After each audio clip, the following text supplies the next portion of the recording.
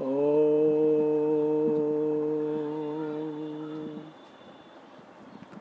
आज यह कक्षा शास्त्री प्रथम वर्ष के लिए लगाई गई है। जो छात्र शास्त्री प्रथम वर्ष में व्याकरण विषय न लेकर साहित्य आदि विषय लेकर पढ़ रहे हैं, उनका अनिवार्य प्रथम पत्र संस्कृत व्याकरण है, जिसमें लघु सिद्धांत कौमुदी पाठ्य पुस्तक के रूप में निर्धारित है, जिसका समास प्रकरण, संधि प्रकरण और कारक प्रकरण विशेष रूप से पठनीय है। पूर्व कक्षा में समास प्रकरण के अंतर्गत बहुव्रीहि समास का पाठ बतलाया गया था। आज भी बहुव्रीहि समास के अंतर्गत कक्षा होनी है। पहले बतला चुका हूँ कि बहुव्रीहि समास में बहुव्रीहि समास करने वाला जो सूत्र है वो मात्र एक है, अनेकम अन्य पदार्थे। इसी से बहुव्रीहि समास प्रकरण में समास होता है। बाकी सभी सूत्र नियम निर्धारण करने वाले हैं, विशेष प्रत्यय करने वाले हैं। इसी क्रम में समासांत प्रत्यय का पाठ चल रहा है। आज का पाठ है संख्या सुपूर्वस्य। ये सूत्र है संख्या सुपूर्वस्य। कहते हैं पादस्य लोपः स्यात् समासांतो बहुव्रीहौ। बहुव्रीहि समास में पाद शब्द का लोप हो जाता है। अब यहाँ पाद शब्द का लोप हो जाता है ये कहा गया, किंतु पाद शब्द का अंत अल का लोप होता है। यहाँ अलवंत्यस्य सूत्र उपस्थित होता है और अलवंत्यस्य सूत्र कहता है कि षष्ठी निर्दिष्ट से जहाँ पर काम किया जाए वहाँ अंत अल के स्थान में कार्य होता है। तो पाद शब्द का अंत अल यानी अंतिम वर्ण द उत्तरवर्ती आकार है, वह लोप होगा, जिससे वह हलंत शब्द बन जाएगा। तो बनाना है आज सुपात। कैसे बनेगा इसका विग्रह है। पहले है सुपात, इसका विग्रह है शोभनौ पादौ यस्य। शोभनौ पादौ यस्य या सुंदरौ पादौ यस्य। सुंदर हो पैर जिसके, यह लौकिक विग्रह हुआ। और सु पाद औ यह अलौकिक विग्रह हुआ। इस स्थिति में अनेक अन्य पदार्थ है। इस सूत्र से सु और पाद औ इस समर्थ सुबंत का समास हो जाता है। समास पहले ही बता चुका हूँ कि समास एक संज्ञा है, उससे रूप में प्रयोग में कोई परिवर्तन नहीं होता है। तो सु पाद औ समास हो गया तो भी ऐसा ही रहा।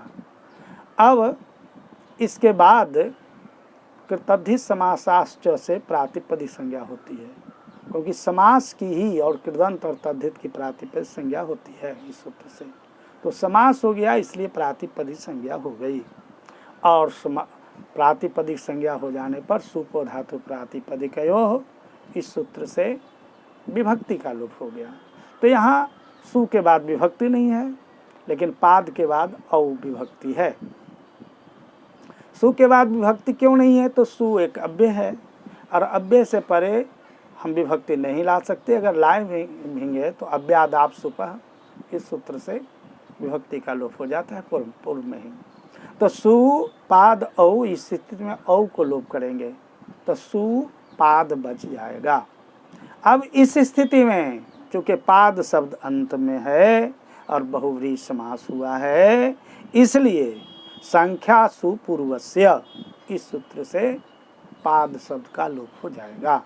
अब पाद शब्द का लोप हो जाने का मतलब ऐसा नहीं है कि सुपाद में पाद लोप हो गया केवल सु बच जाएगा।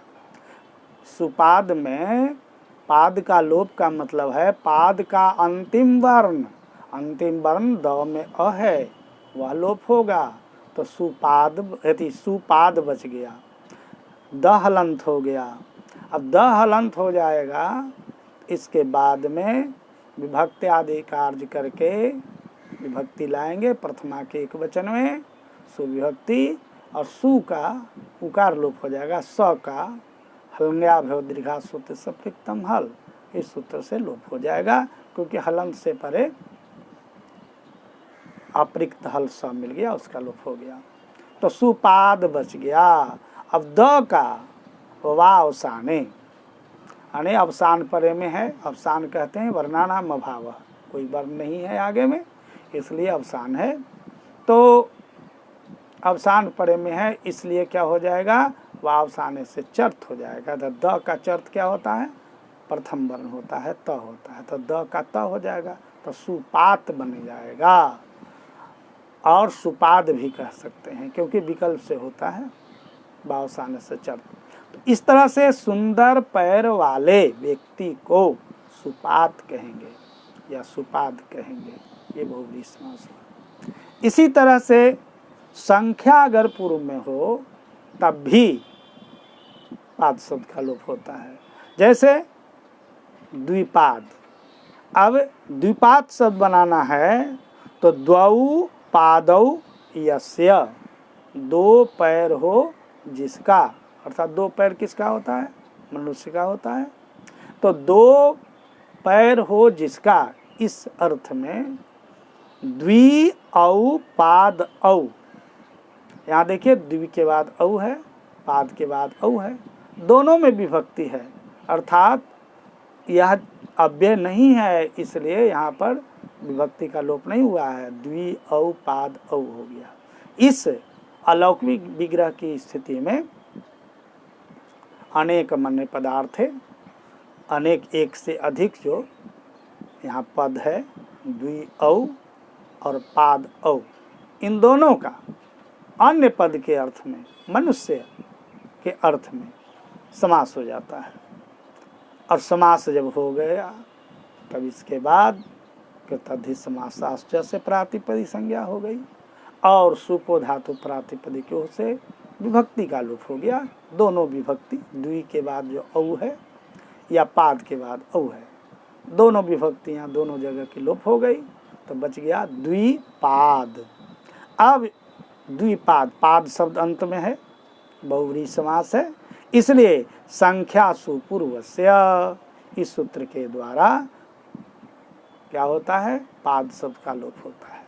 तो पाद शब्द के अंतिम वर्ण क्या है, द का अ है, वो लोप हो जाता है, द हलंत हो जाता है, सुपाद। इसके बाद प्रथमा के एक वचन में सुविभक्ति ला करके द्विपाद सु, सु में उकार को उपदेश नासिक संज्ञा, तस्य लोप से लोप, क्या बच गया, द्विपाद स। अब स का अप्रिक्त संज्ञा हो गई, वेर अप्रिक्तस्य से अप्रिक्त संज्ञा हो जाती है। एकाल प्रत्यय, एकाल जो प्रत्यय होता है उसकी एक अल प्रत्यय, उसकी अप्रिक्त संज्ञा होती है।